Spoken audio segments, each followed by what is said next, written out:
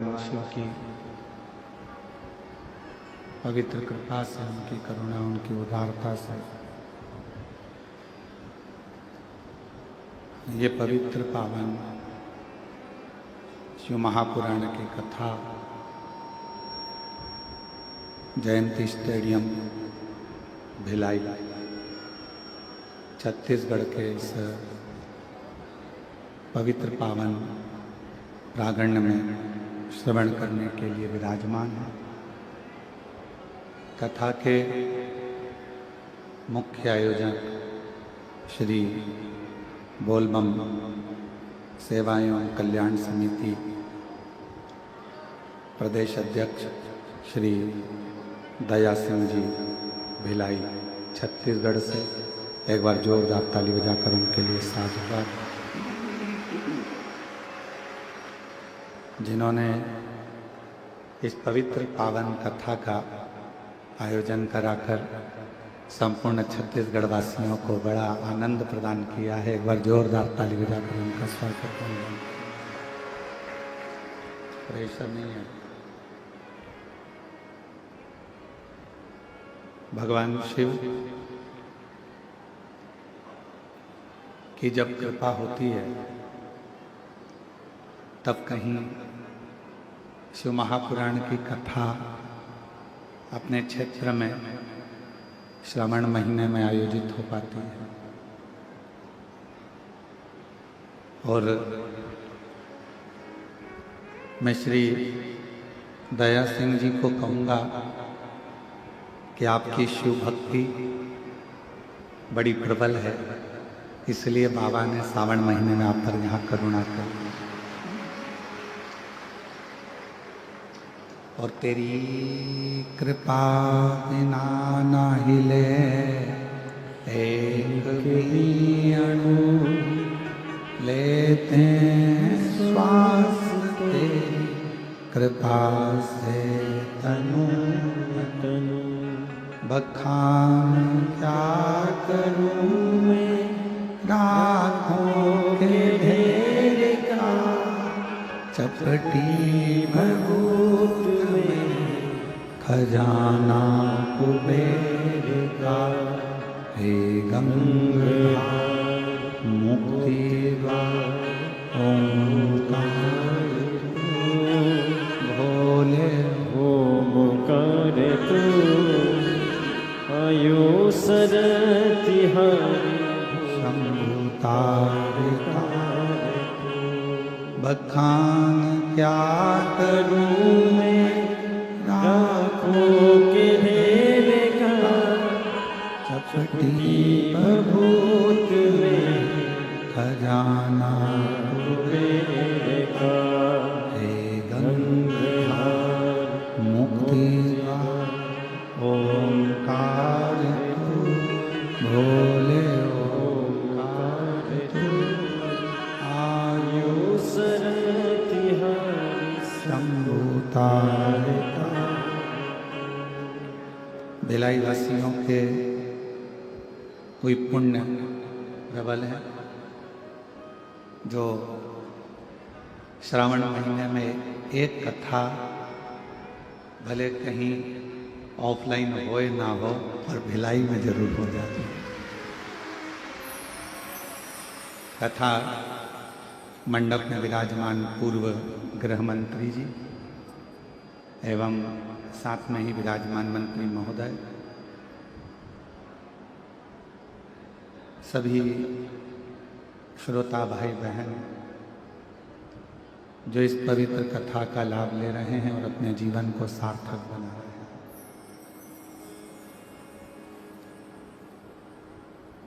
श्रावण का पूरा एक महीना कथा ऑनलाइन रही,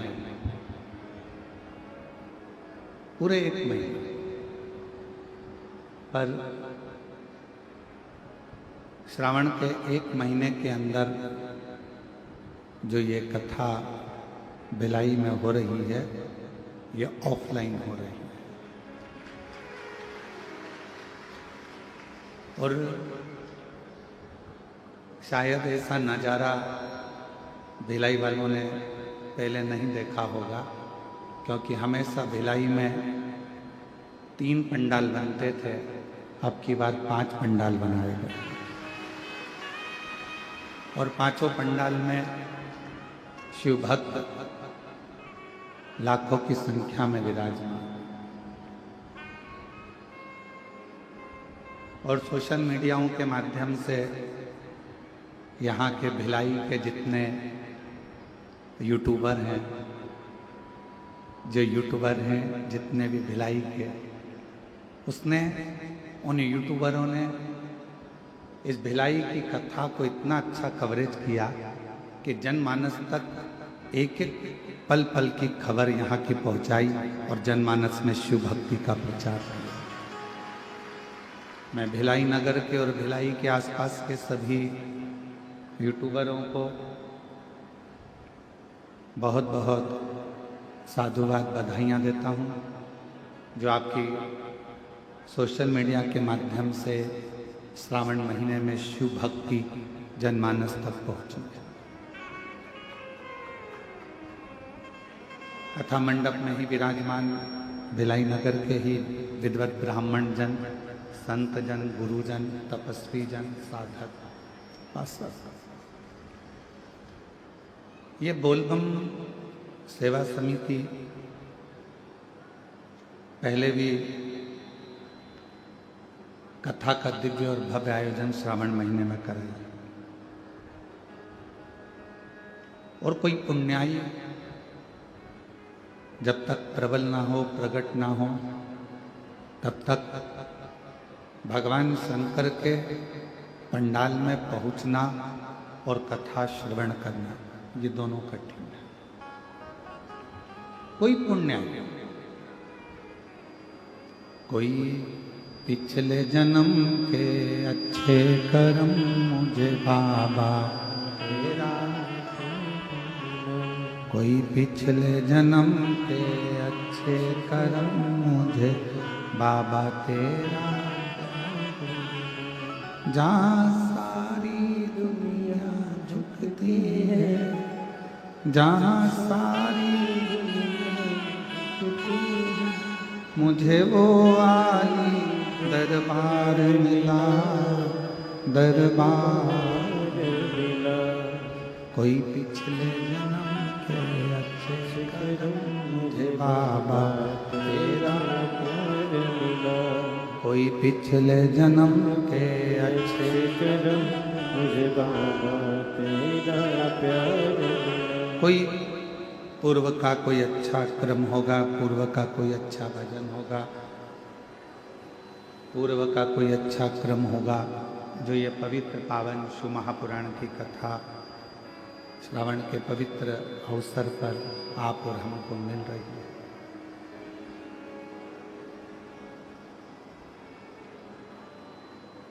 एक बात अपने जीवन में उतारिए। आज स्कंद षष्ठी है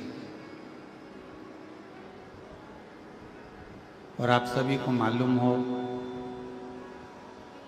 श्रावण महीने की जो स्कंद षष्ठी होती है, स्कंद छठ होती है, षष्ठी होती है, ये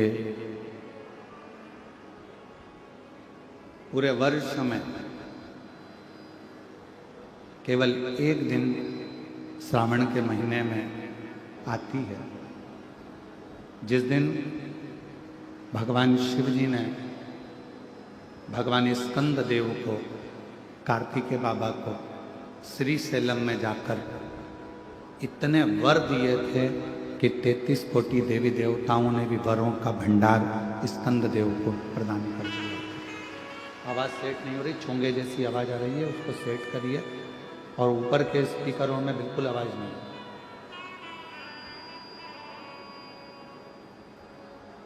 आज वो स्कंद षष्ठी है। कहते हैं आज के दिन यदि भगवान शंकर जी का नाम स्मरण किया जाए, आज के दिन यदि भगवान शिव के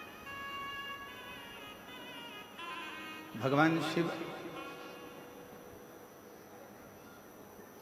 की करुणा की उदारता, करुणा उनकी उदारता। कहते हैं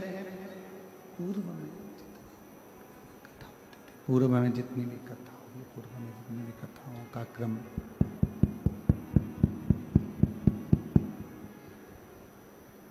पूर्व में जितनी भी कथा हुई हैं, जितनी भी पूर्व में कथा का क्रम रहा है,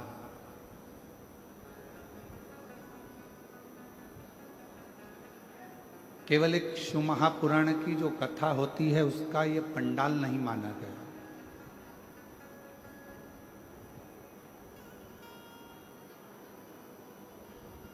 जहां पर भी भगवान शंकर की कथा होती है, शिव महापुराण की कथा होती है, उसको पंडाल नहीं कहते, उसको पंडाल उसको पंडाल नहीं बोलते हैं, उसको पंडाल नहीं कहा जाता।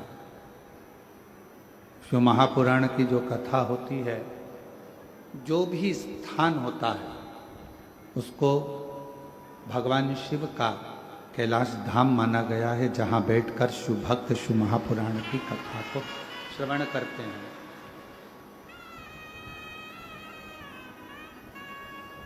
भगवान शंकर की पवित्र कथा को श्रवण करते हैं, शिव भक्त उस कथा को सुनते हैं और अपने हृदय में भगवान शिव की विरल भक्ति को, भगवान शंकर की भक्ति को धारण करते हैं। शिव भक्ति को धारण करने का एक केंद्र बिंदु, भगवान शंकर की भक्ति को धारण करने का एक स्थान, ये पवित्र पावन शिव महापुराण की कथा का स्थल।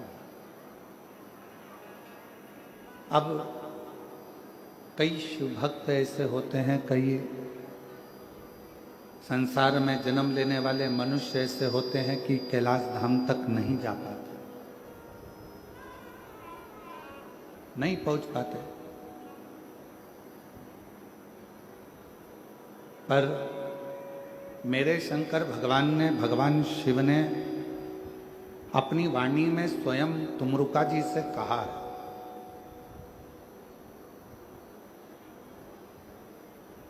अपनी वाणी में स्वयं तुमरुका जी से एक शब्द कहा कि है तुमरुका, जहां आप कथा कह रहे हो,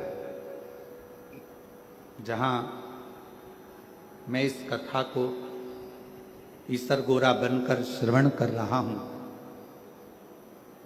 चंचुला देवी जिस कथा को के लिए, चंचुला देवी अपने पति बिंदुक की मुक्ति के लिए, मोक्ष के लिए ये कथा श्रवण कर रही है। तो आज मैं वचन देता हूं तुमरुका जी कि जिस स्थान पर ये पवित्र शिव महापुराण की कथा जहां पर भी होगी, वो भूमि साधारण नहीं कहलाएगी।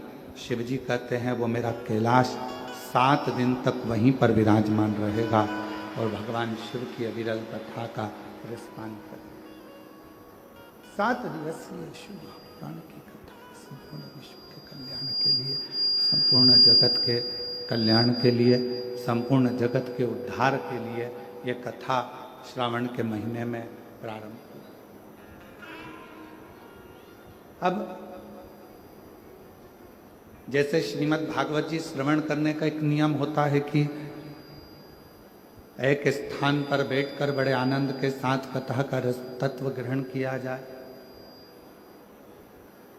रामचरितमानस का एक नियम होता है कि रामचरितमानस 24 घंटे में, 9 दिन में, 1 माह में, त्रैमासिक में, 12 महीने में, जैसा भी आपको क्रम करना हो उस क्रम से उसको पूर्ण किया जाए।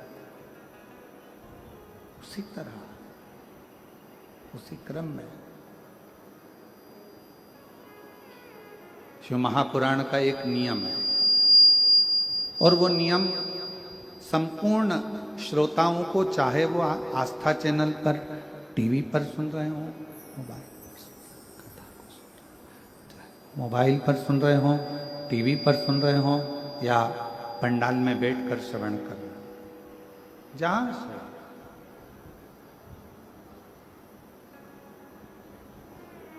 कथा के श्रोताओं का एक नियम होना चाहिए, और वो नियम यहाँ बताया गया है कि कथा को सुनने वाला, कथा को श्रवण करने वाला, कथा को समझने वाला, कथा को श्रवण करने वाला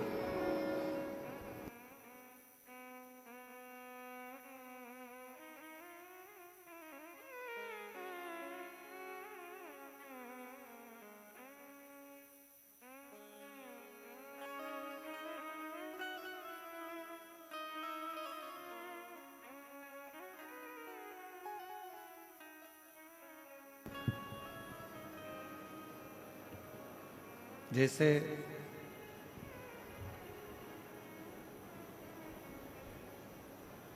श्रीमद् भागवत का एक नियम होता है, जैसे रामचरित मानस का एक नियम होता है,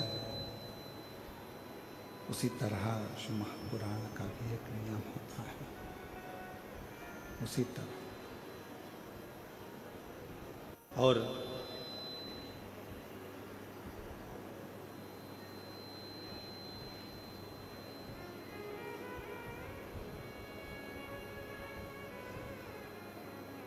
हमारे बीच में माननीय विधानसभा जी अध्यक्ष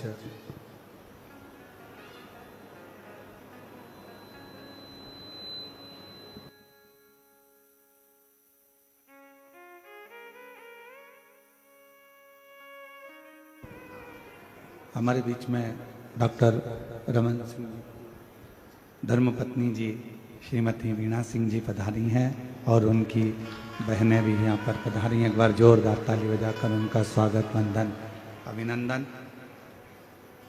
शिव कृपा है, आप भगवान शंकर की परम भक्त भी हैं, और जब आपके निवास पर राजनांदगांव पर जाना हुआ था, उस समय पर शिव भक्ति के किस्से बाबा की कृपा से बहुत श्रवण करने को मिले। एक बार जोरदार ताली बजाकर उनका स्वागत, वंदन, अभिनंदन। शिव तत्व कह रहा है, भगवान शंकर का चरित्र कर रहा है। और तेरी कृपा बिना ना हिले एक भी अणु, लेते हैं श्वास तेरी कृपा से तनु तनु, बखान क्या करूं मैं राखों के ढेर का, चपटी भगोत में खजाना कुबेर का, हे गंगाधार मुक्ति द्वार ओंकार तू, भोले ओंकार तू, आयो शरण तिहारी शंभु तार तार तू। ये शिव की उदारता है।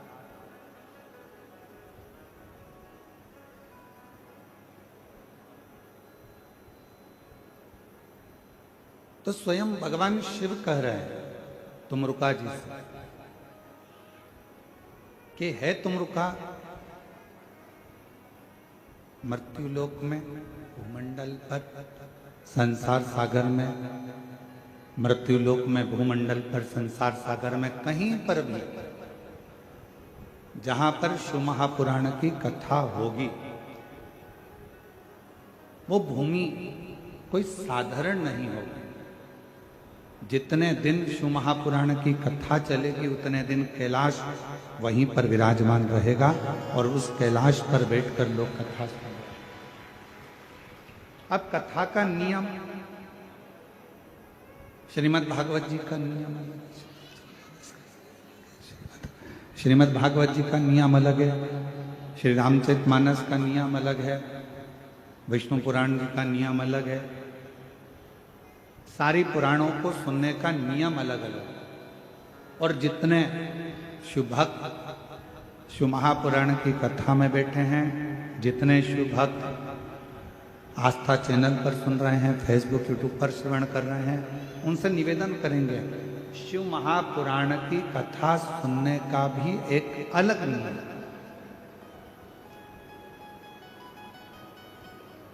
शिव महापुराण की कथा सुनने का नियम कौन सा है?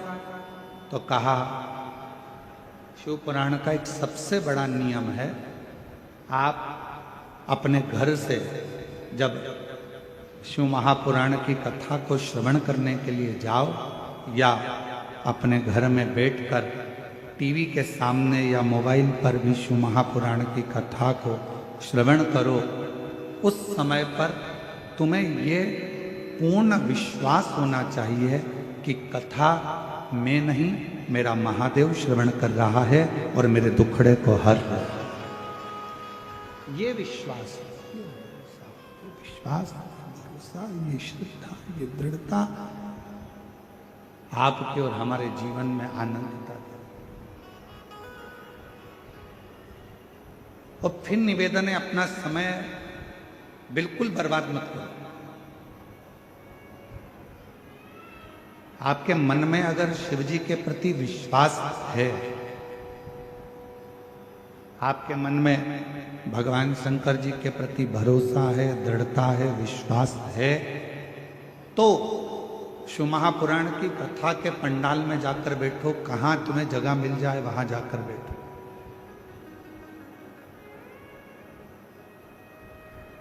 यदि विश्वास नहीं है, भरोसा नहीं है, शिव जी पर हमारा दृढ़ता नहीं है, तो फिर कथा में जाने की जरूरत नहीं है। अपना काम करो, अपने घर में रहो, अपने व्यस्त।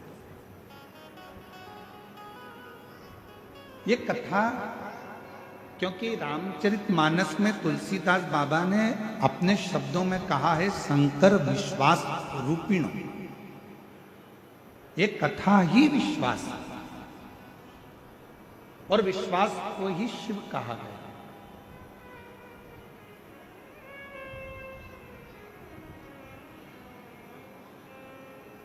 मानो तो मैं गंगा मां हूं, ना मानो तो बहता।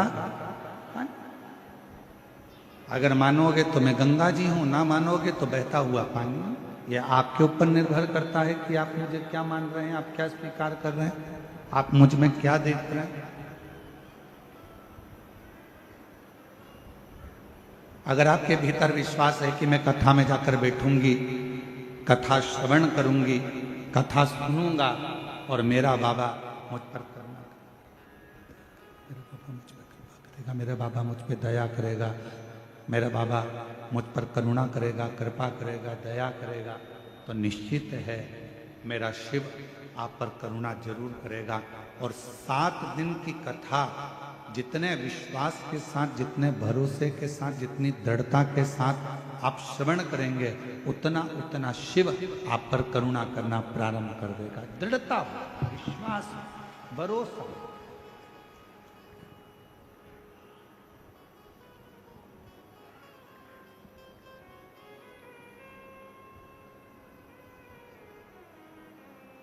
आपका घर बड़ा है, छोटा है, वो मायना नहीं रखता।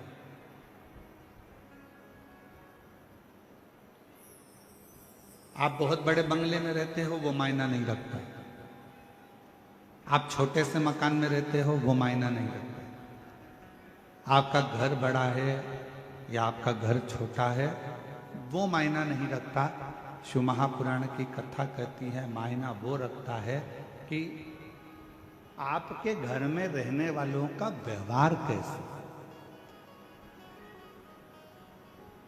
आपके घर में जो रह रहे हैं, आपके घर में जो निवास कर रहे हैं, आपके घर में जो रह रहा है, उसका व्यवहार कैसे। मालूम पड़े बंगला तो बहुत बड़ा है, घर बहुत बड़ा है, और व्यवहार जो घर में रह रहे हैं 4 लोग, 5 लोग, 10 लोग घर के रहने वाले हैं, उनका व्यवहार ही अच्छा नहीं है, तो घर का बंगला किस काम का।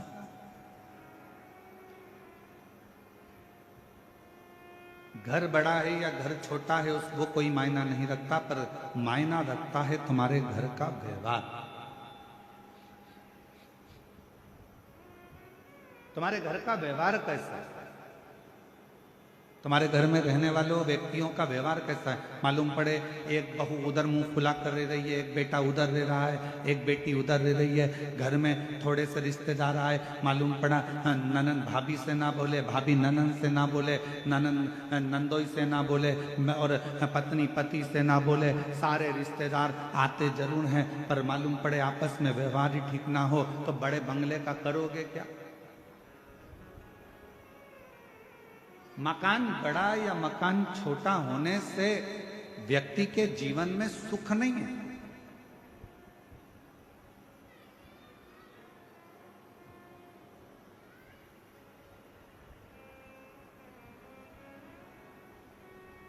धन का बिस्तर मिल जाए पर नींद को तरसे नैन, और कांटों पर भी सोकर आए किसी के मन को चैन। कोई कारण होगा, मालूम पड़े डनलप का गद्दा लगा है, एसी लगा है, खूब जोरदार मलमल की रजाई भी है, तकिया भी बिल्कुल एकदम कोमल है, और बड़े आराम से कमरा भी बिल्कुल क्लीन साफ एकदम बढ़िया है, और मालूम पड़े धन का बिस्तर मिल जाए पर नींद को तरसे नींद। घर बड़ा है, बंगला बड़ा है, गाड़ी बड़ी है, कमरा बड़ा है, पलंग बड़ा है, गादी बड़ी है, तकिया बड़ा है, सारे सुख अपने आप उस कमरे के अंदर। ऐसा कोई सुख नहीं है जो तुम्हारे सोने के कमरे में नहीं है, और फिर भी तुमको रात को सोते समय एक ना एक गोली खाकर सोना पड़ रहा है। कभी घुटना दुख रहा, कभी कमर दुख रही, कभी कंधा दुख रहा, कभी सिर दुख रहा, कभी कोनी दुख रही, कभी पंजा दुख रहा। 24 घंटे में रात्रि के समय पर यदि चैन की नींद नहीं आ रही है तो समझ लेना कि धन तो बढ़ गया पर मन की शांति नहीं बढ़ पाई है। वो मन की शांति को बढ़ाने का एक स्थान ढूंढ, मन की शांति को बढ़ाने का एक केंद्र बिंदु ढूंढ। क्या देती है शिव महापुराण की कथा?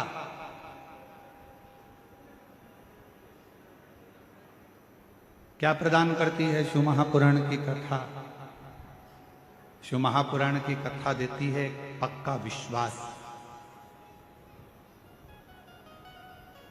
पक्की दृढ़ता।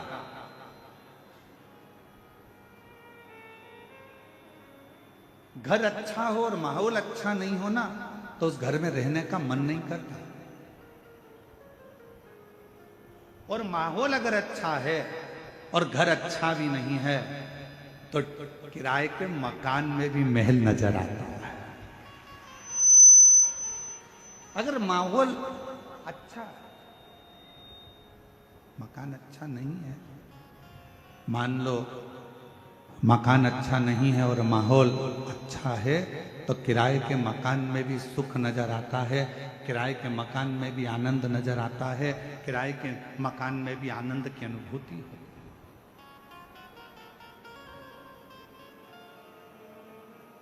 किराए का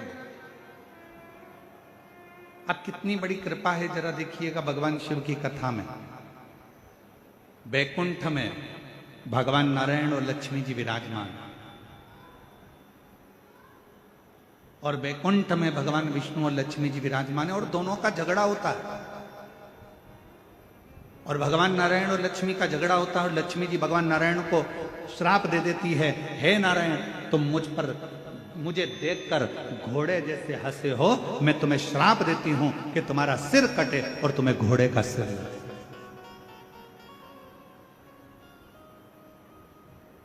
अब देखिए जरा, श्राप किया गया।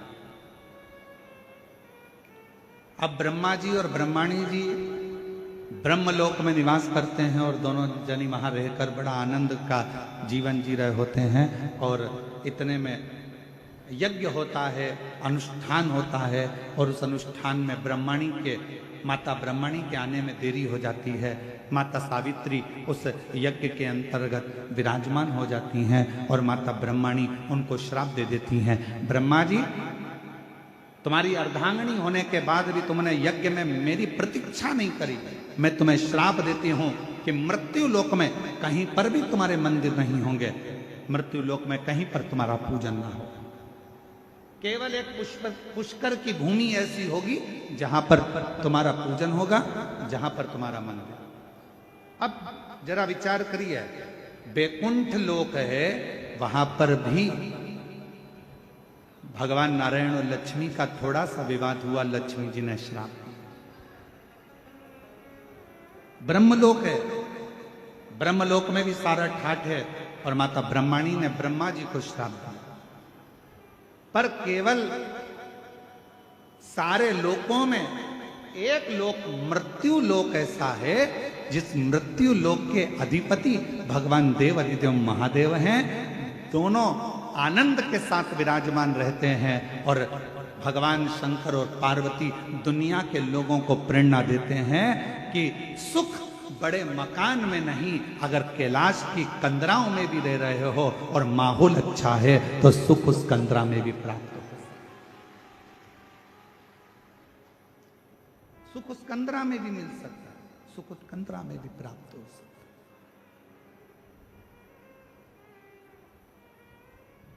बस अच्छा घर अच्छा है और माहौल अच्छा नहीं है तो घर किसी काम का नहीं है। और अगर माहौल अच्छा है तो फिर आप गुफा में भी रह रहे हो, कंदरा में भी रह रहे हो, तो समझ लो कि सुख है।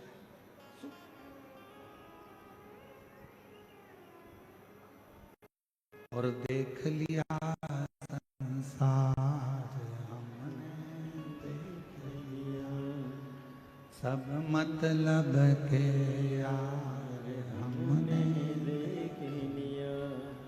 झूठे नाते झूठे रिश्ते, झूठे नाते झूठे रिश्ते, अरे झूठा है संसार हमने देख लिया। सब मतलब के यार हमने देख लिया, देख लिया संसार हमने देख लिया। सब मतलब के यार हमने देख लिया। ये संसार की धारणा भगवान शंकर की ये पवित्र कथा, शिव महापुराण की ये पवित्र कथा, श्रावण महीने में जितने भी भक्त इस शिव महापुराण की कथा को श्रवण कर रहे हैं, जयंती स्टेडियम भिलाई छत्तीसगढ़ की इस पवित्र धरा से बोलबम सेवा समिति के नेतृत्व में ये जो कथा चल रही है, इस कथा को आप श्रवण करें और ये विचार करें कि अपने घर का माहौल हमें कैसा रखें।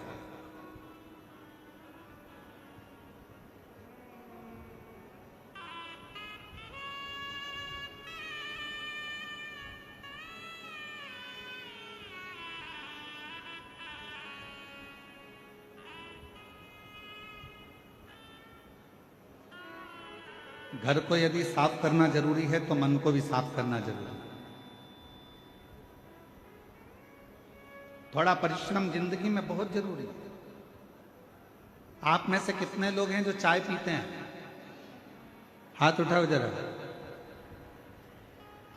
हम चाय का ऑर्डर नहीं दे रहे हैं तुम लोगों के लिए, हम तो पूछ रहे हैं। फिर से उठाओ जरा, कितने लोग हैं जो चाय पीते हैं? चलो बहुत बढ़िया, रख लो।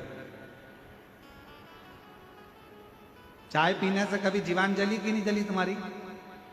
जम के तो बोलो, आवाज नहीं आई। जली है ना? अब तुम्हारी जीवान अगर चाय पीने से जली तो तुम में से कितने लोग हैं जिनकी जीवान चाय पीने से जली और उनने चाय पीना छोड़ दिया? जम के तो बोलो, छोड़ा किसी ने? नहीं। हमारे दया सिंह जी के घर की भाभी और बहुएं हाथ हिला रही, नहीं गुरुजी हम नहीं छोड़ रहे।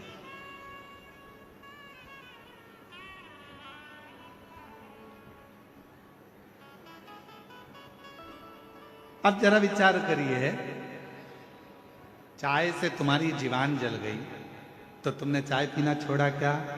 नहीं, चाय पीते रहे। जब चाय से जीवान जली तो तुमने चाय पीना नहीं छोड़ा। मान लो एक कंपटीशन एग्जाम दिया, एक परीक्षा दी, या एक परीक्षा देने में आप सफल नहीं हो पाए, असफल हो गए, या आप उस रिजल्ट में निकल नहीं पाए, तो कई लोग कह देते हैं कि अब आज से मैं एक भी एग्जाम नहीं दूंगा।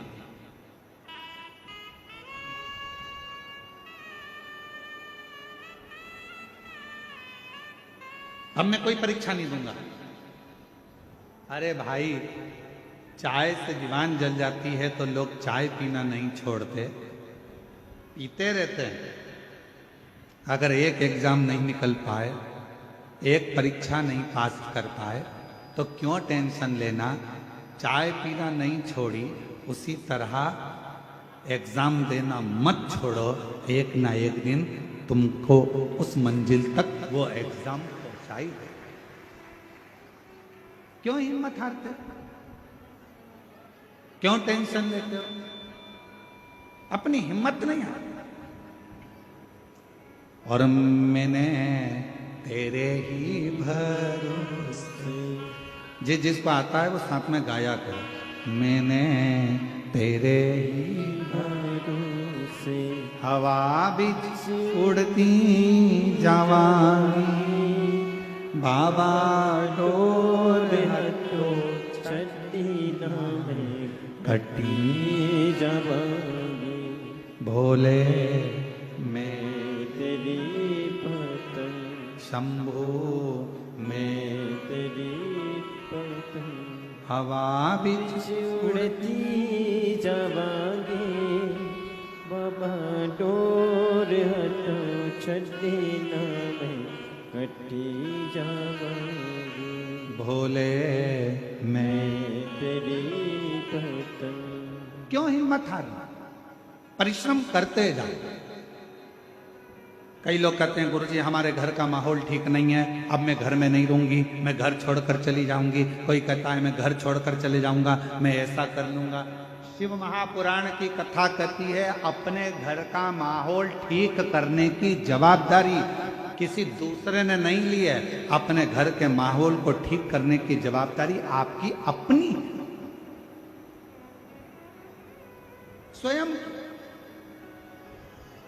और मेरे शंकर भगवान ने, मेरे ओघड़दानी ने, मेरे शिवजी ने, मेरे शंभू ने पूरी शिव महापुराण की कथा में मार्गदर्शन करते हुए कहा, हिम्मत नहीं हारना, विश्वास पक्का रखना, श्रद्धा पूरी रखना और अपने कर्म को करते जाओ। यदि मार्कंडे बाबा मंत्र का जाप नहीं करते, मार्कंडे बाबा यदि भगवान का भजन ना करते, मार्कंडे बाबा को मालूम पड़ गया था कि मेरी उम्र कम है, मार्कंडे जी को मालूम पड़ गया था कि मेरे प्राण छूट जाएंगे, मार्कंडे जी को मालूम पड़ गया था कि मैं मर जाऊंगा, पर मार्कंडे जी ने अपने पिताजी से जो सुना, मार्कंडू जी से, बस भगवान शिव की भक्ति में लग गए। और भगवान शंकर की ऐसी भक्ति मार्कंडे बाबा ने करी, शिव की ऐसी आराधना मार्कंडे बाबा ने करी कि आखिरी में मार्कंडू जी, मार्कंडे बाबा के पिताजी नहीं आए, स्वयं शिव की भक्ति से वो देवाधिदेव महादेव प्रकट होकर उनकी आयु बढ़ाकर चले।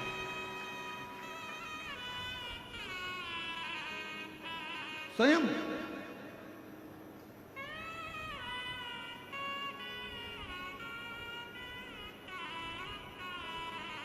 एक विश्वास की दृढ़ता हो।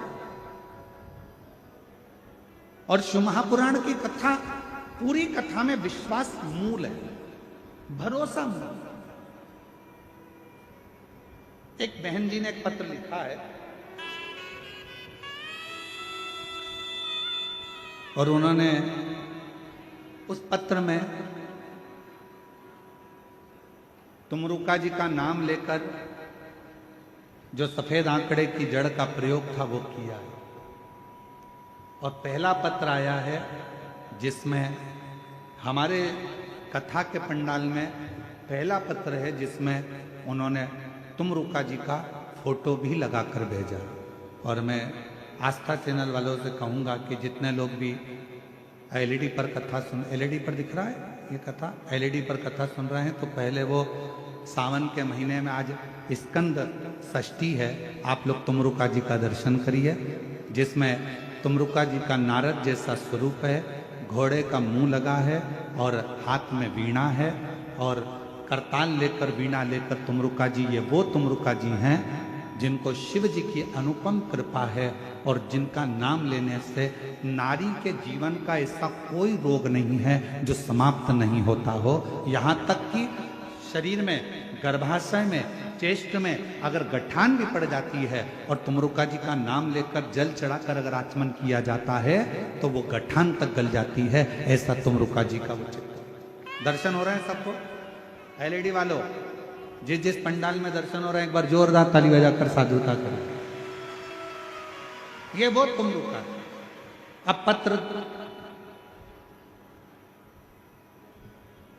मेरा नाम रामेश्वरी साहू है, पति सूरज साहू है, पता जयंती नगर दुर्ग छत्तीसगढ़ की रहने वाली हूँ। कहीं बैठी हो तो हाथ हिला सकती हूँ। बच्चा आया है के साथ में? आया है? हाँ, लेकर आ जाइए। एक बार वापिस हाथ हिलाओ। हाँ, आ जाइए। मेरा नाम रामेश्वरी साहू है, पति सूरज साहू है, हम जयंती नगर दुर्ग छत्तीसगढ़ के रहने वाले हैं।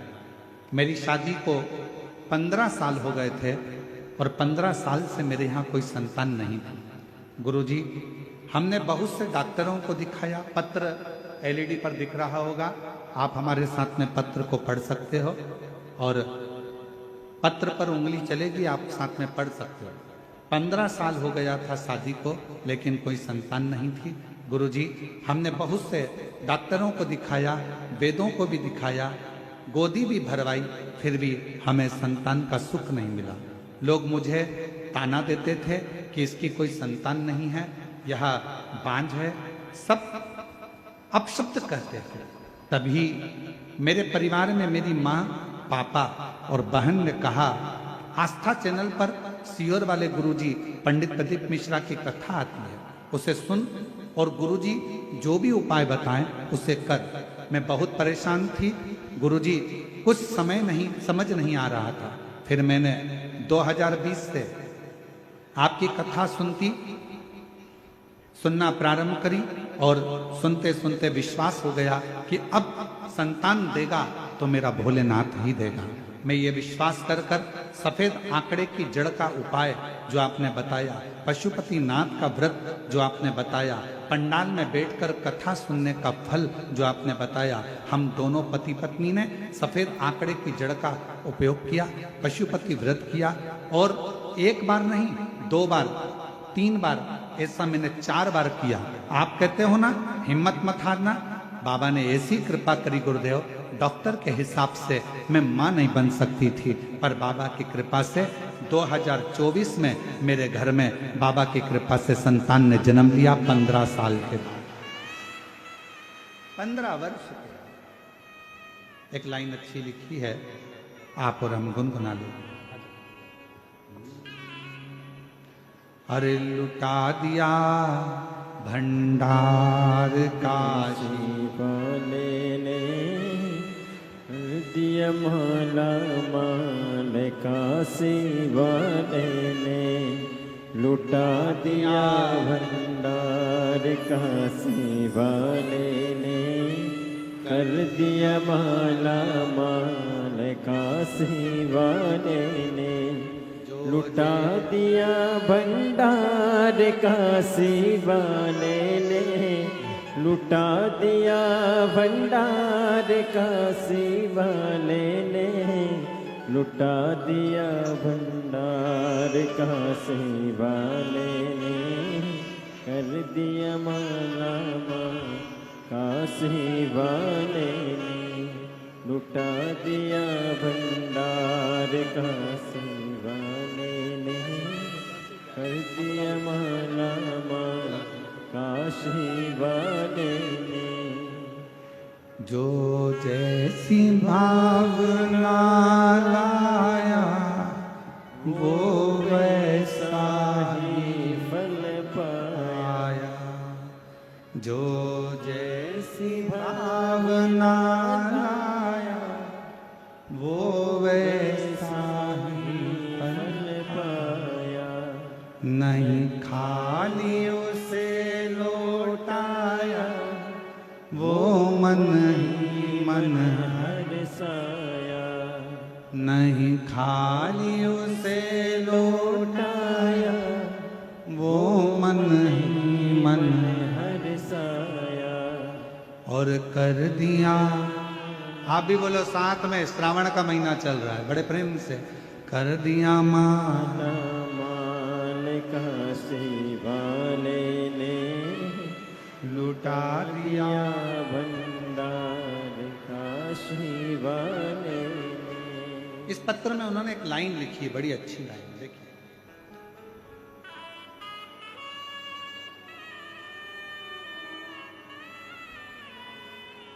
यदि दुनिया का कोई व्यक्ति शिव महापुराण पर यदि विश्वास कर लेगा तो गुरुजी मैं छाती ठोक कर कहती हूं कि मेरा कुबरेश्वर बाबा भंडार भर देगा। ये विश्वास, ये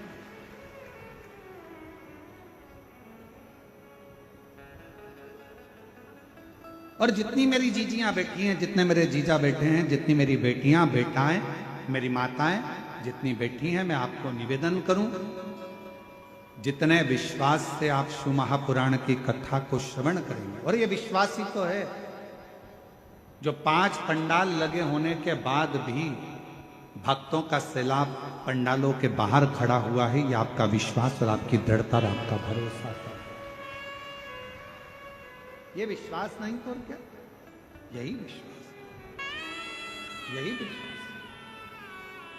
और जो जैसी भावना लाया वो वैसा ही फल पाया, नहीं खाली उसे लौटाया वो मन ही मन हरसाया।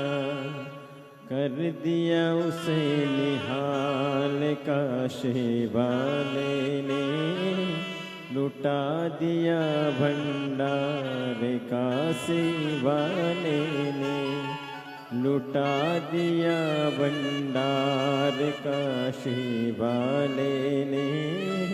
कर दिया माला माल काशी वाले, लुटा दिया भंडार काशी वाले ने, लुटा दिया भंडार काशी वाले ने। कर दिया माला माल काशी वाले ने, भंडार काशी वाले ने। कर दिया माला काशी वाले ने। एक विश्वास यदि है तो शिव आपके करीब है।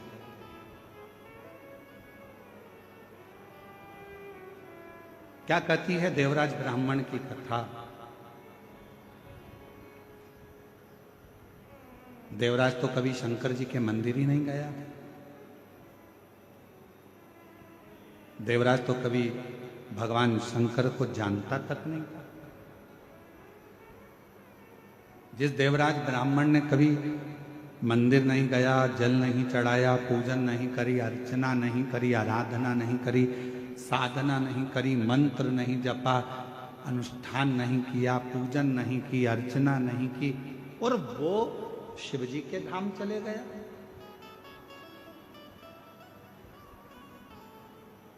वो भगवान शंकर के धाम चले गया। ए मेरी छत्तीसगढ़ की जीजियों और मेरे छत्तीसगढ़ के जीजाओं, बेटियों, बेटाओं, मेरी माताओं, आपसे निवेदन करूं एक बार एकांत में बैठना और एकांत में बैठकर कभी इस बात पर विचार करना कि देवराज ने आखिर पुण्य कौन सा करा।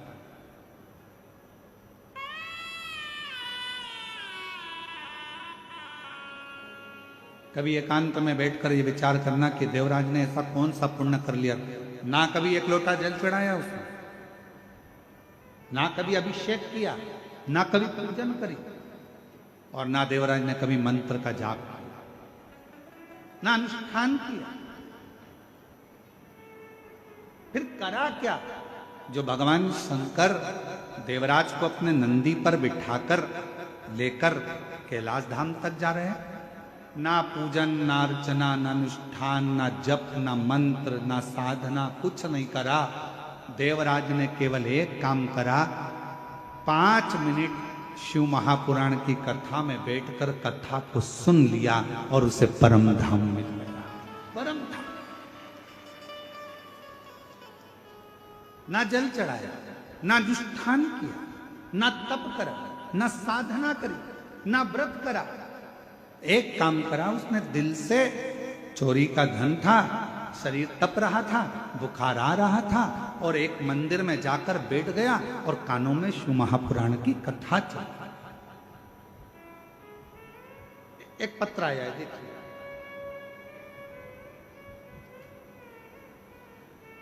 मेरा नाम योगिता शर्मा है, मैं राजिम की निवासी हूं, जिला गरियाबाद से आई हूं। कहीं बैठी हो तो हाथ हिला सकती हैं, अगर कहीं बैठी हो तो हाथ हिला सकती हैं। मेरा नाम योगिता शर्मा है, मैं राजिम की निवासी हूँ, जिला गरियाबाद से आई हूँ। और अगर कहीं बैठी हो तो हाथ हिला दें, और अगर बैठी हो आप ही हैं ऐसा हाथ हिला दो, वापिस हिलाओ। आइए एक बेलपत्र लेकर जाइए, आ जाइए। गुरुजी, मैं पशुपतिनाथ के व्रत की महिमा, 1 लोटा जल व मंदिर की साफ सफाई का कितना बखान करूं उतना कम है। पत्र को आप लोग एलईडी पर पढ़ सकते हैं। मैं पशुपतिनाथ जी, मेरा बेटा निकाल नहीं पाया। दूसरी बार फिर से उसने यूपीएससी की परीक्षा दी, इंटरव्यू दिया, सिलेक्शन नहीं हुआ। एक बार फिर शॉर्ट लिस्ट में उसका नाम आया। हमें लगा कुछ महीने में उसका सर्विस ऑर्डर आ जाएगा, पर कुछ नहीं हुआ। फिर से मेरे बेटे ने तैयारी करी। मैंने अपने बेटे से कहा, बेटा वो सियोर वाला महाराज कहता है कि अगर मेहनत पूरी करी जाए, परिश्रम पूरा करा जाए, रात दिन एक करा जाए, और आखिरी में एक बेलपत्री पर शहद लगाकर शिवजी को चढ़ाकर एग्जाम दिया जाए तो बाबा सुनता जरूर। मेरा बेटा बोला, माँ एक बार अपन रुद्राक्ष महोत्सव में सीहोर चलते हैं। मेरा बेटा मुझे 2022 में सीहोर ले गया। मेरे बेटे ने कंकर शंकर की पूजा करी। गुरुजी, 29 अप्रैल 2022 को राजिम से रतलाम की 7वें दिन की कथा सुनने हम पंडाल में चले गए, क्योंकि हमने सुना है कि पंडाल में बैठकर जो मांगा जाता है वो बाबा देता है। गुरुदेव, हम पंडाल में रतलाम मध्य प्रदेश पहुंच गए, वहां कथा सुनी और बाबा की ऐसी कृपा हुई गुरुदेव, पंडाल की कथा 7 दिन की पूरी कर कर निकले और बाबा की कृपा से उसका यूपीएससी का एक रिजल्ट आना रह गया था, जो रुक गया था, उसका रिजल्ट आ गया और आज मेरा बेटा सेंट्रल गवर्नमेंट सर्विस का ऑर्डर आ गया और मेरा बेटा आज सेंट्रल गवर्नमेंट की सर्विस कर रहा है। गुरुदेव,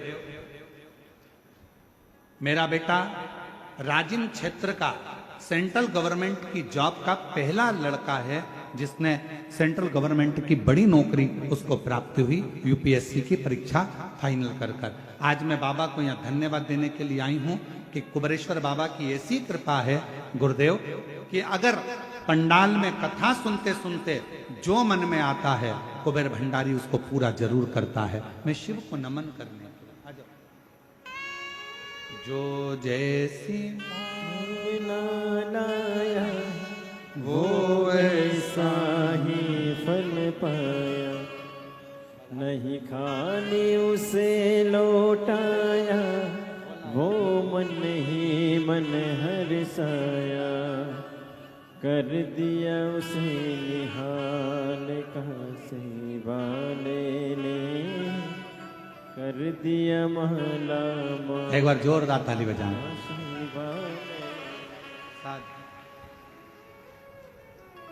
और तेरी कृपा का कब किसी पर हो जाए, जरा से हम पर कर दो, जरा से हम पर कर दो। उसकी कृपा ऐसी, उसकी करुणा ऐसी। कितना विश्वास लेकर आप कथा सुन रहे हैं, यह आपके ऊपर निर्भर करता है। कितनी दृढ़ता धारण कर कर आप कथा सुन रहे हैं, यह आपके ऊपर निर्भर करता है। आप शिव महापुराण पर कितना भरोसा करते हैं, यह आपके ऊपर निर्भर करता है। सीहोर वाले महाराज जी तो 7 दिन कथा सुनाएंगे, चले जाएंगे। दयाल सिंह जी इस कथा का आयोजन कराए हैं, बोलबम समिति इसका आयोजन कराई है। समिति आयोजन कराकर अपना आनंद पाती है, जनमानस को श्रवण कराती है। अब यह आपके ऊपर निर्भर करता है कि आप अपने घर से जब चले हो, घर के लोगों ने पूछा कहां जा रही हो, आपने कहा शिव महापुराण की कथा भिलाई में हो रही है, हम बाहर नहीं जा सकते, हम बहुत दूर नहीं जा सकते, अपने भिलाई में हो रही है, जयंती स्टेडियम में हो रही है। लोग कहेंगे पानी गिर रहा है, कीचड़ हो रहा है, कहां बैठोगी? मेरा छाता है ना, मेरा छाता है ना, मेरी पन्नी है पॉलिथीन, बैठूंगी, कथा सुनूंगी, दिल से सुनूंगी। पंडाल में जगह नहीं मिलेगा, बाहर बैठकर सुनूंगी, पर कथा को श्रवण कर कर अपनी नगरी में, अपने छत्तीसगढ़ में, अपनी भिलाई में, अपने जयंती स्टेडियम में हो रहा है। दुनिया के लोग बाहर बाहर सुनने जाते हैं, कम से कम मेरे लिए मेरा बाबा यहां तक आया है, मुझे जाना है, कथा श्रवण कर, मुझे कथा। विश्वास कितना, भरोसा कितना, दृढ़ता कितनी, कितने विश्वास के साथ आप कथा को श्रवण करते हो, यह आपके ऊपर निर्भर करता है।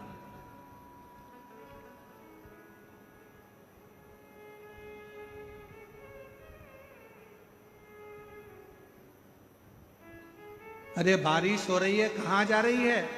बारिश का काम है बरसना, और हमारा काम है कथा को श्रवण करना। ये हमारा कार्य, हम सुन।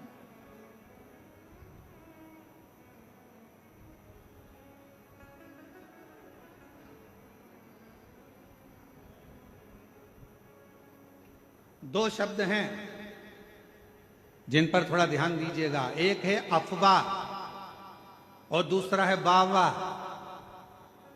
बोलो जरा कौन कौन से शब्द हैं?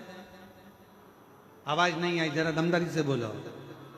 अफवाह और वाह, ये दो शब्द हैं, दो शब्द। एक शब्द है अफवाह,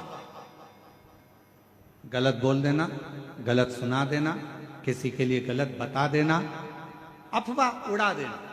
अरे इतना भीड़ हो रहा है, इतना भीड़ हो रहा है, ऐसा हो रहा है, वो हमारे पास में रहती है, वो ऐसा है, वो हमारे पास में रहता है, वो ऐसा है, वो ऐसा है, उसका लड़का ऐसा, उसकी लड़की ऐसी, उसका परिवार ऐसा, उसका कुटुंब ऐसा। अफवाह उड़ाने में कलयुग में सब माहिर हैं। अफवाह उड़ाने में कलयुग में सब माहिर हैं, इसलिए थोड़ा सावधानी रखना। शिव महापुराण की कथा कहती है किसी अफवाह में मत जाना। क्यों? क्या कारण? तो कहा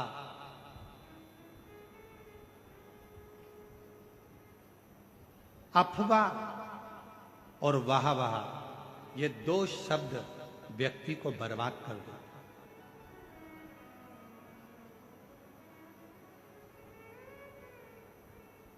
अफवाह व्यक्ति के जीवन को बर्बाद कर देती है, और वाह अपने भीतर अहंकार को रखकर, अभिमत्ता को रखकर बर्बाद कर देती है।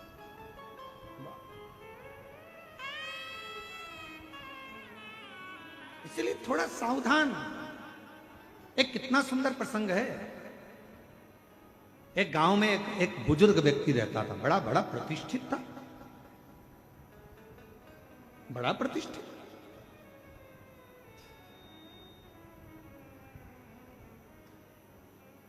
और गांव में बुजुर्ग व्यक्ति रहता था। उन्हीं के घर के 4 घर छोड़कर एक बड़ा नौजवान लड़का, बड़ा सुंदर, बड़ा स्मार्ट, बड़ा विद्वान, बड़ा ज्ञानवान एक लड़का रहता था। बहुत विद्वान था, पढ़ा लिखा था और अच्छा स्मार्ट था, हैंडसम था, और सब बढ़िया अच्छा था। अब बुजुर्ग व्यक्ति के मन में आया कि बताओ, लोग इसी को ज्यादा सम्मान देते हैं, इसी को आदर देते हैं, इसी का सत्कार करते हैं, इसी को पूछते हैं। तो इसने धीरे धीरे कर कर गांव के लोगों का कान भरना प्रारंभ कर दिया कि ये जो लड़का है ये चोर है, इसने उस कॉलोनी में चोरी करी थी, उस मोहल्ले में चोरी करी थी। धीरे धीरे अफवाह उड़ाना प्रारंभ करा और अफवाह ऐसी उड़ाई कि पूरे गांव में, पूरे नगर में बात हो गई कि ये लड़का चोर है। सब दूर खबर हो गई, ये चोर है, इसने चोरी करी। अब बात चलते चलते एक दिन नगर के गांव में चोरी हो गई और चोरी का इल्जाम गांव के लोगों ने किस पे लगाया? उसी लड़के पर लगाया जो चोर नहीं था, पर ईर्ष्या से उसको चोर बना दिया गया और चोरी का इल्जाम लगा दिया। चोरी का इल्जाम जैसे ही लगा, चोरी का इल्जाम लगते से उस लड़के को पकड़ा गया, थाने में लेकर गए, बंद किया। बंद करने के बाद जब निर्णय लिया गया, सारे सबूत देखे गए, तो मालूम पड़ा कि इस लड़के ने तो चोरी ही नहीं की। चोरी सूचना पाई कि इस पर चोरी का इल्जाम लगाया किसने, तो कहा कि एक गांव का व्यक्ति है और उस गांव के व्यक्ति ने इस पर चोरी का इल्जाम लगाया। उस गांव के बुजुर्ग व्यक्ति को बुलाया और पूछा गया, तुमने इस नवयुवक लड़के की जिंदगी खराब कर दी, तुमने इस नवयुवक युवान लड़के का जीवन बर्बाद कर दिया और तुमने इस पर चोरी का इल्जाम लगा दिया। वो बुजुर्ग व्यक्ति आंखों से आंसू भरकर रोने लगा। मैंने तो हंसी हंसी में टिप्पणी करी थी छोटी सी, मैंने तो हंसी हंसी में बस ऐसे ही बोल दिया था, मैंने तो हंसी हंसी में बस ऐसे ही नाम ले दिया था। इतने में सरपंच को गुस्सा आ गया और सरपंच ने कहा इसका निर्णय कल लिया जाएगा। एक काम करना, तुमने हंसी हंसी में जो काम किया है, जो तुमने बोला है, जो तुमने इस लड़के के लिए बोला है, एक कागज में लिखो, उस कागज को फाड़ो, फेंक दो और कल आते आते उस कागज के टुकड़ों को वापस लेकर आना। निर्णय कल दिया जाए। बुजुर्ग व्यक्ति ने वही बात लिखी, फाड़ी, फेंकी, वापिस आया। कागज का एक टुकड़ा, दो टुकड़ा उसको मिला, बाकी का कोई टुकड़ा उसको नहीं, कोई टुकड़ा नहीं। सरपंच ने कहा बाकी के कागज के टुकड़े कहाँ हैं? तो कहा वो तो हवा में उड़ गए, मैं सब लेकर नहीं आ पाया। सरपंच ने कहा बुजुर्ग व्यक्ति से, बाबा जी किसी के लिए कुछ कह देना हवा में उड़ने के बराबर है। उसकी जिंदगी बर्बाद हो गई। तुम्हारी जरा सी हंसी में, जरा सी अफवाह में, जरा से अपशब्द में किसी का जीवन बर्बाद हो जाता है, फिर वो जीवन संभल नहीं पाता है, संभल नहीं पाता। कहना सरल है, किसी के लिए अफवाह उड़ाना सरल है। वो लड़का ऐसा, वो माता ऐसी, वो भाई ऐसा, वो बुजुर्ग ऐसा, वो व्यक्ति ऐसा, उसने ऐसा कर दिया, उसने वैसा। अफवाह उड़ाना सरल है, अफवाह में कहना सरल है, किसी के लिए आड़ा टेढ़ा कहना सरल है, किसी के लिए अफवाह उड़ाना सरल है, किसी के लिए अपशब्द कहना सरल है। परंतु उस अफवाह का जो बाद में निर्णय निकलता है, वो व्यक्ति को झंझोड़ देता है कि वो व्यक्ति ऐसा नहीं था और दुनिया के लोगों ने उसको गलत ठहरा दिया। गलत दो शब्द हैं, एक अफवाह और दूसरा वाहवाह। अफवाह भी हमारे जीवन को नष्ट कर देता है, हमारे विचारों को नष्ट कर देता है। और दूसरे नंबर पर है वाहवाह। अगर कोई तुम्हारी तारीफ कर रहा है, वाह वाह बोल कर तारीफ कर रहा है, बहुत बढ़िया भैया, बहुत, तो वाह वाह कर रहा है, तो समझ लेना ये हमारे भीतर कहीं अहंकार को तो नहीं भर रहा, हमारे भीतर कहीं अभिमतता को तो नहीं भर रहा।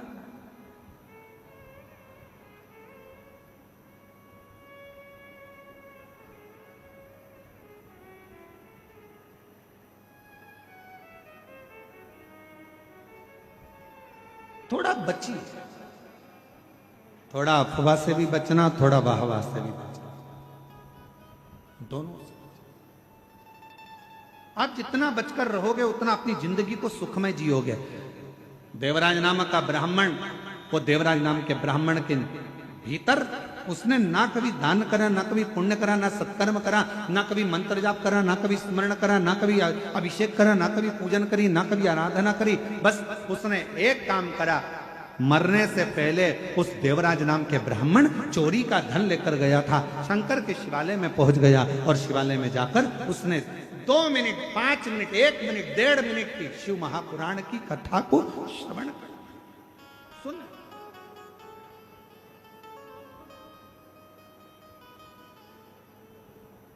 और फिर निवेदन करूं इस पवित्र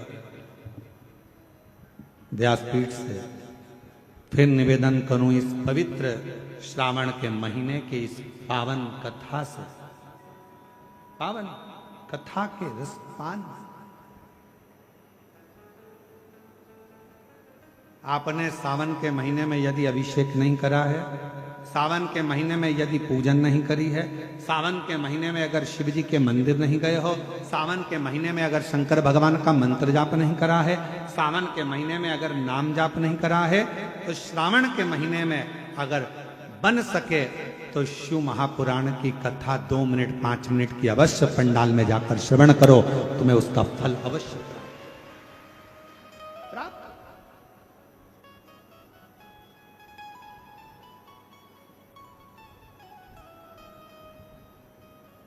और महादेव नमन चरणों में स्वीकार कीजिए, सबका किया है मेरा भी उद्धार कीजिए, उद्धार कीजिए।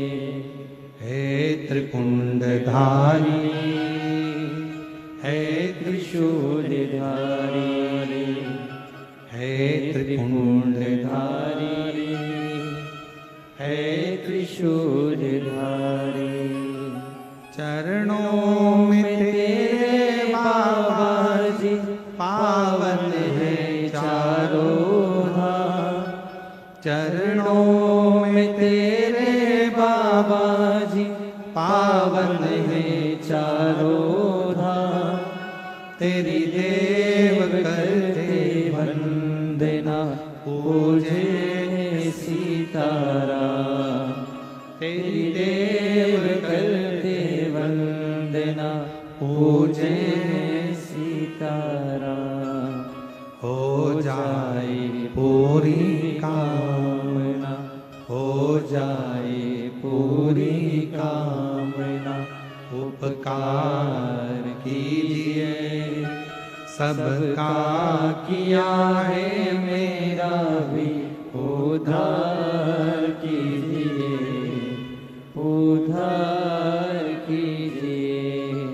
हे त्रिपुंडधारी, हे त्रिशूलधारी, हे त्रिपुंडधारी, हे त्रिशूलधारी, हे त्रिपुंडधारी, हे त्रिशूलधारी। महाराज, दुनिया में ऐसा कोई अक्षर नहीं जिसमें छुपा हुआ कोई मंत्र नहीं।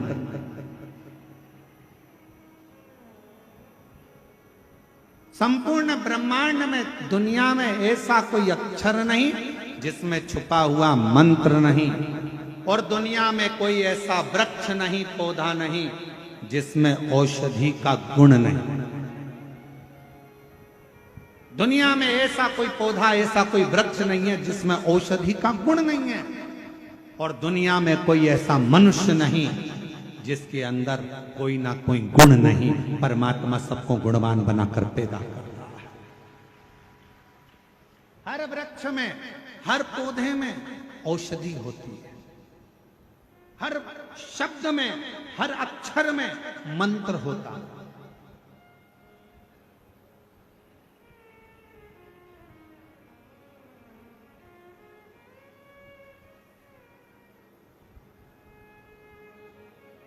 कथा पर ध्यान दीजिएगा। चंचुला देवी पति बिंदुक के लिए शिव महापुराण की कथा सुन रही। दिवस निकलते गए और दिवस निकलते निकलते चंचुला देवी के मन में एक प्रश्न खड़ा हुआ।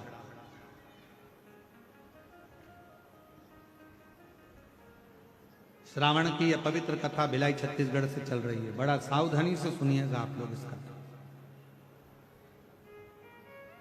पूरे छत्तीसगढ़ का गौरव है ये पवित्र कथा, जो श्रावण महीने में बोलबम समिति श्री दया सिंह जी को मैं साधुवाद दूं तो इतनी दिव्यता और भव्यता के साथ इस कथा का दिव्य आयोजन हो रहा है। और आपके विश्वास को मैं नमन करता हूं। दया सिंह जी कह रहे थे, गुरुजी हमने ऐसे शिव भक्त नहीं देखे। कथा होना थी 30 तारीख से और शंकर जी के ये सारे भक्त 21 तारीख से आना चालू हो गए थे और 21 तारीख से बैठना चालू हो गया। हमने पूछा दया सिंह जी से कि इतने लोगों का जो आ रहे थे 21 तारीख से, इनको तो 30 तारीख की कथा थी तो 29 को पहुंचना था, 28 को पहुंच जाते, पर 21 तारीख से 10-12 दिन पहले, 7 दिन 8 दिन पहले यहाँ पहुंचना कैसे व्यवस्था हो जजमान की? तो कहा गुरुजी 21 तारीख से शिव भक्त यहाँ पहुंचना चालू हो गए और हम जब भी आते तो ये प्रयास करते कोई भूखा तो नहीं है, कोई रह तो नहीं गया। और मैं दया सिंह जी आपको इसके लिए साधुवाद देता हूँ, आपकी पूरी बोलबम समिति को साधुवाद देता हूँ कि सबके चेहरे पर रौनक। हम जितने जितने हमको आशीष जी जो जो दिखा रहे थे, बता रहे थे, उसमें हम देख रहे थे कई बुजुर्ग माताएं, कई बूढ़ी माँ 21 तारीख से 22 तारीख से यहाँ पर आई। और पूछा गया उनसे, यूट्यूबरों ने पूछा कि आप यहाँ 22 तारीख को आ गई हो, 21 तारीख को आ गई हो, आपको यहाँ कैसा लग रहा है? तो कहा अच्छा। तो कहा भोजन? तो कहा भोलेनाथ जी है। फिर इतनी देर में कहा कि वो दया सिंह जी आते, पूछते और प्रसाद का एक डब्बा देकर चले जाते भोजन का। तो ये विश्वास, ये भरोसा, ये दृढ़ता।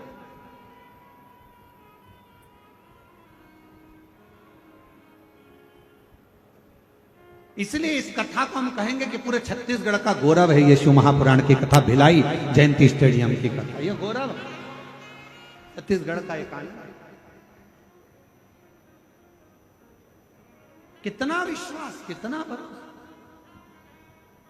प्रश्न खड़ा हुआ, कथा चलती रही और चलती चलती कथा में कुछ दिन निकले और दिन निकलने के बाद में जैसे ही थोड़े से दिन निकले, दिन निकलने के बाद में चंचुला देवी ने पूछा, तुमरुका जी से एक प्रश्न। बहुत सावधानी से इस प्रश्न का उत्तर सुनिएगा जो चंचुला देवी करिए। तुमरुका जी से प्रश्न किया गया, क्या शिव महापुराण का कौन सा श्लोक, कौन सा अक्षर, कौन सा मंत्र मैं जपूं? चंचुला जी कह रही हैं शिव महापुराण का वो कौन सा अक्षर, कौन सा मंत्र, कौन सा श्लोक मैं जपूं जिससे मेरे पति बिंदुक की मुक्ति हो जाए और मेरा अखंड सौभाग्य हो जाए। मेरा पति बिंदुक प्रेत योनि में पड़ा हुआ है और प्रेत योनि में पड़े हुए मेरे पति की मुक्ति होना बड़ा कठिन है और मेरे वापिस मेरा सौभाग्य, मेरा सिंदूर अमर हो जाए। शिव महापुराण का वो कौन सा श्लोक, शिव महापुराण का वो कौन सा अक्षर, शिव महापुराण का वो कौन सा मंत्र मैं जपूं जिससे मेरा पति को मुक्ति मिले और मेरा अखंड सौभाग्य हो? तुमरुका जी मुस्कुरा कर कहे रही है, चंचुला शिव महापुराण की कथा ही मंत्र है, शिव महापुराण की कथा ही श्लोक है और शिव महापुराण की कथा ही अक्षर है और शिव महापुराण की कथा ही पार करने वाली नैया है। सुन लिया हो?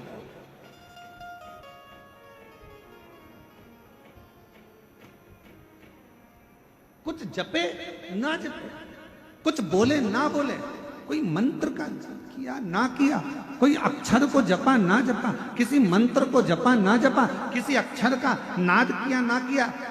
आज के जमाने में लोगों के अंदर बहुत बड़ा भ्रम पड़ा हुआ है। हाँ, हम ओम नमः शिवाय बोले, नमः शिवाय बोले, हम ये बोले कि हम वो बोले, हम ये शब्द बोले कि हम वो शब्द बोले, हम ओम नमो भगवते वासुदेवाय बोले कि हम राम बोले, कि हम कृष्ण बोले, कि हम शंकर बोले, कि हम शिव बोले, कि हम भोलेनाथ बोले कि हम शंभुनाथ बोले। आज के जमाने में दुनिया के लोगों ने भगवान शंकर को ऐसा बांट दिया, कोई कहता है शिव अलग है, कोई कहता है शंकर अलग है, कोई कहता है शंभु अलग है, कोई कहता है महादेव अलग है, कोई कहता है ये अलग है।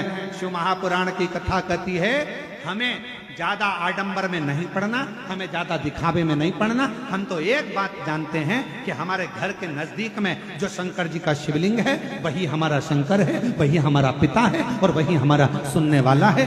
एक लोटा जल चढ़ाएंगे हमारा बाबा सुन लेगा। और कोई तुमसे कहे ये मंत्र मत बोलो, वो मंत्र मत बोलो, ये ओम नमः शिवाय में ओम मत लगाओ, तो नमः शिवाय में ये मत लगाओ, तो श्री शिवाय नमस्तुभ्यम, तो ओम नमः भगवत, तुम कोई चक्कर में मत पड़ो। तुम्हारा दिल करे तो राम बोलो, तुम्हारा दिल करे तो कृष्ण बोलो, और तुम्हारा दिल करे तो शिव बोलो, और तुम्हारा दिल करे तो नमः शिवाय बोलो, तुम्हारा दिल करे तो ओम नमः शिवाय बोलो, और तुम्हारा दिल करे तो श्री शिवाय नमस्तुभ्यम बोलो, और तुम्हारा दिल करे तो ओम नमो भगवते वासुदेवाय बोलो। तुम्हारा दिल करना चाहिए, क्योंकि दिल तुम्हारा है, मन तुम्हारा है और महादेव तुम्हारा है। दिखावे से वो प्रसन्न नहीं, आडंबर से नहीं प्रसन्न।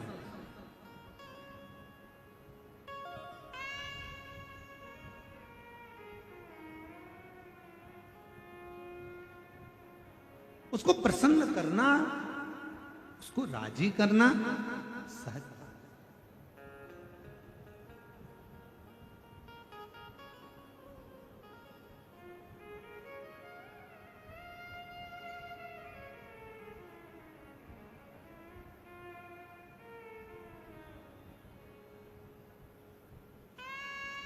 बस उसके चित्त वृत्ति में, मन में थोड़ा सा भाव प्रकट करें।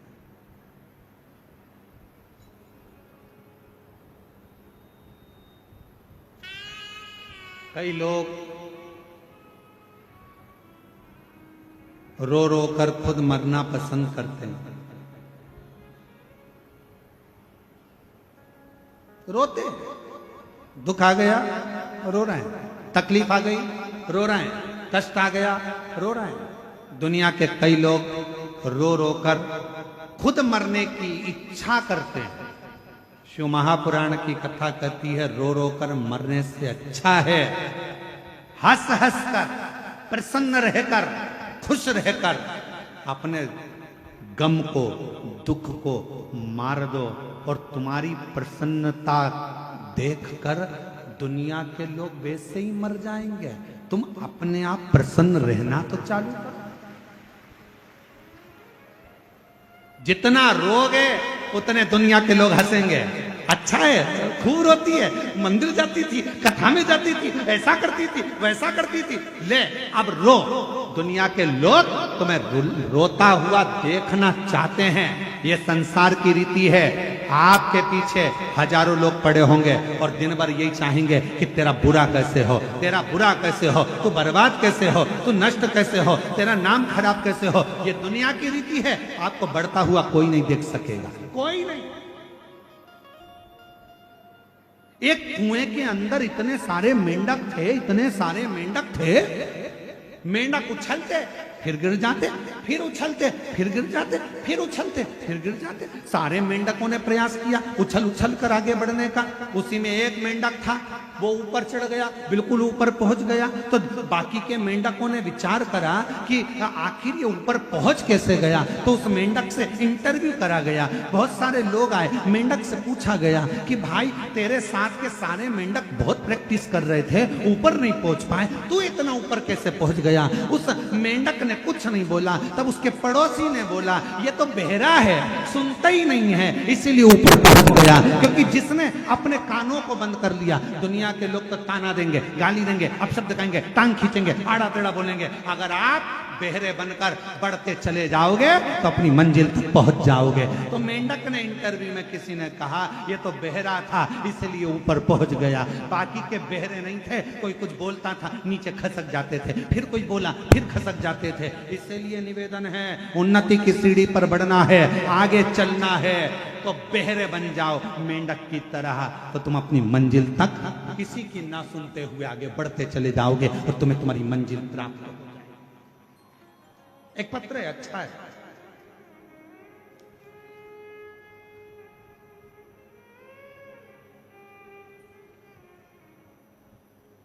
मेरा नाम कविता टेम्बरे है। मेरे पति का नाम श्री दास टेम्बरे है। मैं तहसील मुकाम तुमसर पोस्ट मेरेवानी जिला भंडारा राज्य महाराष्ट्र से आई हूँ। कहीं बैठी हों तो हाथ हिला सकती हैं। महाराष्ट्र के भंडारा से आई हुई हैं, तुमसर से। गुरुजी, एक लोटे जल का मैं क्या वर्णन करूं। मैं नागपुर की कथा में गई थी और बाबा से मैंने केवल एक ही वर मांगा था कि मेरे बेटे की सरकारी नौकरी लग जाए। मेरा बेटा कहीं बैठी हो तो बेलपत्र लेने के लिए आ सकते हैं। अगर कहीं बैठी हैं हाथ हिला दो, आप ही हैं, आ जाओ, एक बेलपत्र लेने के लिए आ जाओ। मेरा बेटा सरकारी नौकरी की तैयारी कर रहा था, क्लियर नहीं हो पा रहा था, उसको मिलिट्री में जाना था। मैंने अपने बेटे से कहा, तू क्यों चिंता करता है। सियोर वाला महाराज कहता है कि पंडाल में बैठकर अगर कोई ने कथा श्रवण करी है, पशुपतिनाथ का व्रत किया है और शिव जी से जो मांगा है वो मिलेगा। मेरा बेटा और मैं नागपुर में जब कथा हुई तो हम सुनने के लिए गए। पंडाल में बैठकर हमने कथा श्रवण करी, जो बन सका वैसी सेवा करी, पशुपतिनाथ का व्रत किया और बाबा की ऐसी कृपा हुई गुरुदेव कि मेरा बेटा केवल 19 साल का हुआ और उसका सिलेक्शन आर्मी इंडियन में हो गया। इंडियन आर्मी के अंतर्गत उसका सिलेक्शन हुआ और बाबा की कृपा से मेरा बेटा पंजाब फिरोजपुर में ड्यूटी दे रहा है, जिसका मैं फोटो लगा रही हूँ। वो नहीं आ पाया पर मैं यहाँ आकर बाबा को प्रणाम करने के लिए आई हूँ। उसका फोटो लगा है, आप लोग एलईडी पर देख सकते हैं। मेरा बेटा फिरोजपुर में पंजाब में ड्यूटी दे रहा है। शिव कृपा किसको कहते हैं, शंकर किसको कहते हैं, उसकी उदारता किसको कहते हैं। मत सुन। आग लगे बस्ती में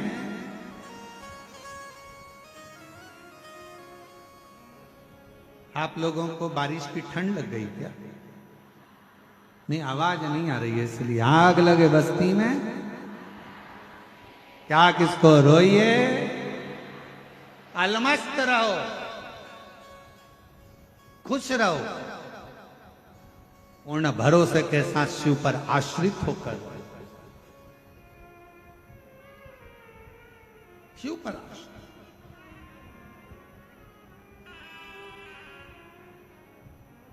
और धीमा बजाओ भोलानाथ डमरू, धीमा बजाओ, धीमा बजाओ भोलानाथ डमरू, धीमा बजाओ, धीमा बजाओ भोलानाथ डमरू, धीमा बजाओ, धीमा बजाओ भोलानाथ डमरू, धीमा बजाओ, धीमा बजाओ बाबा, धीमा बजाओ, धीमा बजाओ भोल, धीमा बजाओ, धीमा बजाओ भोला, धीमा बजाओ, धीमा बजाओ भोल, धीमा बजाओ, अरे धीमा बजाओ भोलानाथ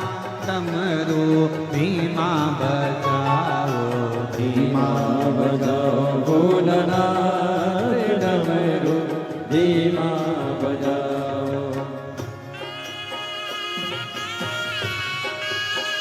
दोनों हाथों से